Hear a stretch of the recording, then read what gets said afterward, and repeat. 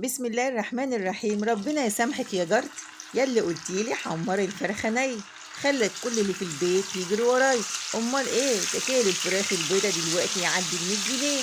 اتمنى منك كده تشجعيني باللايك والاشتراك وتعليق كده حلو منك، وتاخدي جوله القناه البسيطه المتواضعه، ان شاء الله هتستفيدي معايا.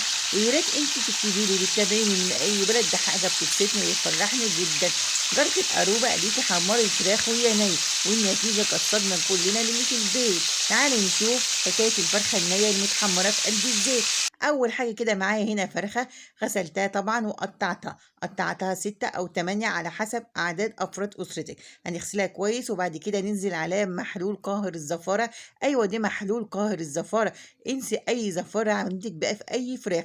للناس اللي بتشتكي من زفارة الفراخ اعملي محلول قاهر الزفارة اللي أنا بعمله، وانسي بقى خالص اي زفاره تلاقيها في اي فراخ او اي طيور انت بتستخدميه. ودي خطوه مهمه جدا ان انت تنقعي الفراخ عشان ما يبقاش فيها زفاره خالص. هنسيبها كده منقوعه شويه في المحلول بتاع نقع الزفاره دوت، وبعد كده هنغسلها ونشطفها كويس، وبعد كده تعالي نشوف هنعمل فيها ايه. اتمنى منك كده تصلوا على الرسول في قلب التعليقات عشان كلنا ناخد كده ثواب، ونكمل الفيديو معاه وان شاء الله هتستفيدي معايا. اول حاجه كده غسلنا الفرخه، هنجيب هنا شويه ملح على فلفل اسود، وهبدا اتبل كده واطعم الفرخه بها. صدقيني حركات وتكات بسيطه في قلب الاكل بس بيفرق في طعمه. يعني في حاجات انت بتعمليها بس بتفرق ايه في طعم الاكل وكده وريحته. هنتبل الفرخه بالفلفل والملح والفلفل الاسود، وهنسيبها كده مركونه بتاع حوالي 10 دقايق تتطعم وتتشرب من طعم ريحه الملح والفلفل الاسود. وكمان تعملي فتحات في قلب الصدر عشان خاطر الصدر ما يبقاش ميع معاكي كده او قليل ملح وانت بتاكليه. هتعملي فتحات وتدخلي الملح والفلفل الاسود في قلب الصدر كده وتطعمي بها الفرخه. خليكي معايا لاخر الفيديو ان شاء الله تستفيدي معايا.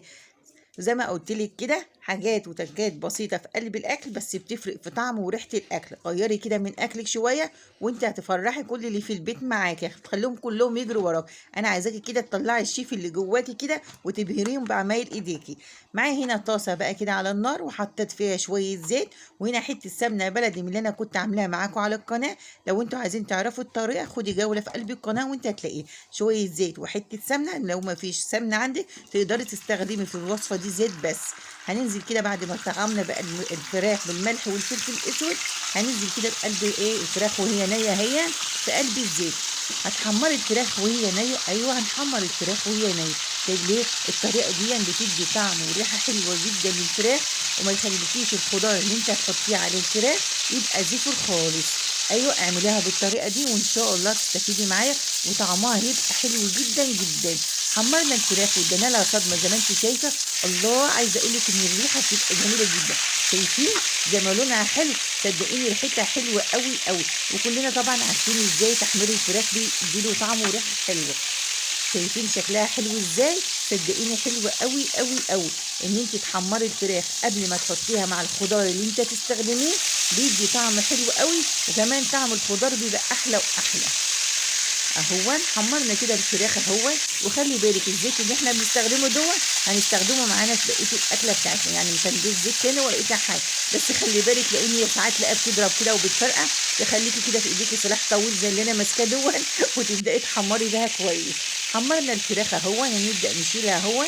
عايزه اقول لكم ان هي ريحتها حلوه قوي قوي من قبل كده ما نحطها في قلب الصينيه، وريحتها جميله جدا. خلاص حمرنا الفرخه بتاعتنا نيه. تعالي في الصينيه اللي احنا هنعمل بقى الاكله بتاعتنا. معانا هنا خضار، وبالنسبه لكميه الخضار دي بتعمليها على كميه عدد افراد الاسره بتاعتك، يعني تقدري تكتري او تقللي.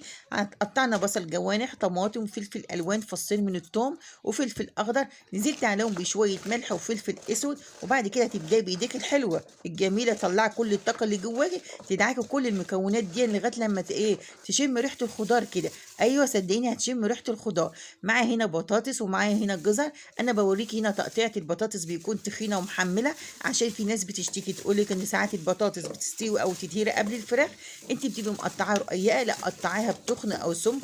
اي خضار هتحطيه تحت الفراخ قطعيه تخين كده شويه وبسمك، وتضيفي اي خضار انت عايزاه. انا ضفت هنا بطاطس وجزر، تقدري تضيفي بسله إيه بسله انا علقت ولا ايه بسله او جزر او كوسه. وبعد كده ضفت معلقتين كبار من صلصه الطماطم، وضفت نص معلقه صغيره من الفلفل الاسود، معلقه صغيره من الكمون، وكمان ضفت معلقه صغيره من الملح. خلي بالك من الملح، ما تكتريش ملحك وهي بتغلي على البوتاجاز.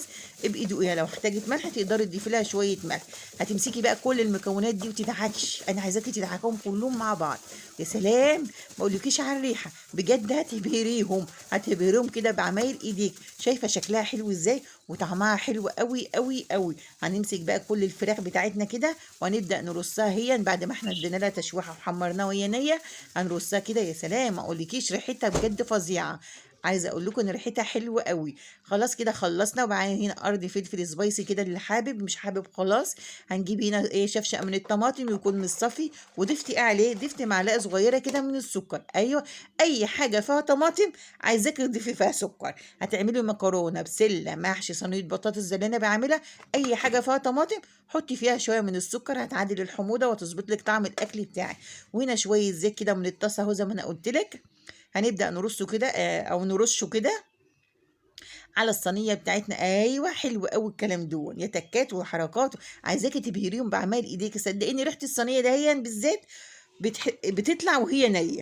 ازاي ما اقولكيش، يعني شوية حاجات بسيطة في قلب الاكل بتعمليها بتخليها طعمها حلو. اما بتعملي البطاطس والفراخ وكل حاجة ني في ني، حطيت لها شوية مية وسويتها على البوتاجاز، وبعد كده دخلتها الفرن احمرت وطلعت معايا بالجمال والحلاوة دي. بجد صينية طعمة جدا. اللي ما بياكلش اي نوع خضار في الاكلة دي من حلاوتها هياكل الخضار قبل الفراخ. والسلام عليكم ورحمة الله وبركاته.